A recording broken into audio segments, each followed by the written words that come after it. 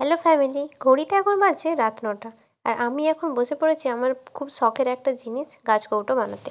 তো আমি এইসব গাছকৌটোগুলো, বিয়ের যাবতীয় জিনিস আঁকাআঁকির অর্ডার নিয়ে থাকি। আর এটা আমি বানাচ্ছি মামনির বিয়ের জন্য।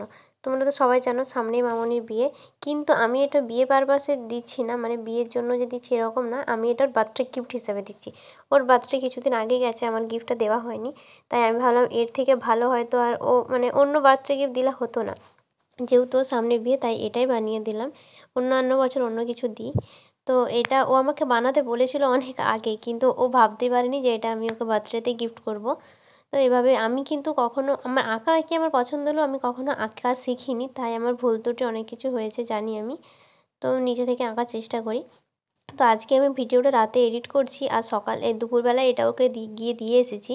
তখনই আমি এটা নিজের মতো করে মোটামুটি একটা প্যাক করে ওর বাড়ি গিয়েছিলাম এটা দিতে। তখন আমার কাছে সব কিছু ছিল না, যতটুকু বাড়িতে ছিল সেই সব দিয়ে একটা টুকটাক প্যাক করেছিলাম। প্যাক করে এটা আমি দিতে গেছিলাম ওর বাড়িতে। আর আমরা একটু আগেই বাড়ি এসেছি, জাস্ট দুজনে। ওর বিয়ের কিছু কেনাকাটা বাকি ছিল সেগুলোই করতে। আর বাড়ি গিয়ে দেখি ওর অবস্থা এরকম। এটা দেখে তো ও ভীষণই খুশি হয়েছে, কারণ ও একদমই আশা করেনি আমি এটা ওর জন্য বানিয়েছি। তবে ও ওটাই দেখছিলো যে বিয়ের ডেটটা ঠিক করেছি কি না, কারণ ওর বিয়ের ডেট একটু প্রবলেমের জন্য চেঞ্জ হয়েছে। আমি পরে ওটা ঠিক করে দিয়েছিলাম, সেই ক্লিপটা নিইনি। তো ওর তো বাবা ভীষণই খুশি হয়ে গেছে। আর এই হাসিটার জন্যই দেওয়া, মানে কাউকে কিছু দিলে সেই যে খুশি হওয়াটা, এটাই হচ্ছে প্রাপ্তি। তো ও তো ভীষণ খুশি হয়েছিল। এটা মানে এটা দেখার জন্যই আমি ভিডিওটা করা, যে কতটা খুশি হয় ওটা দেখে। আর এটা আমি ওকে দীঘা থেকে একটা ক্লিপ এনে দিলাম, সেটা দেখছিল।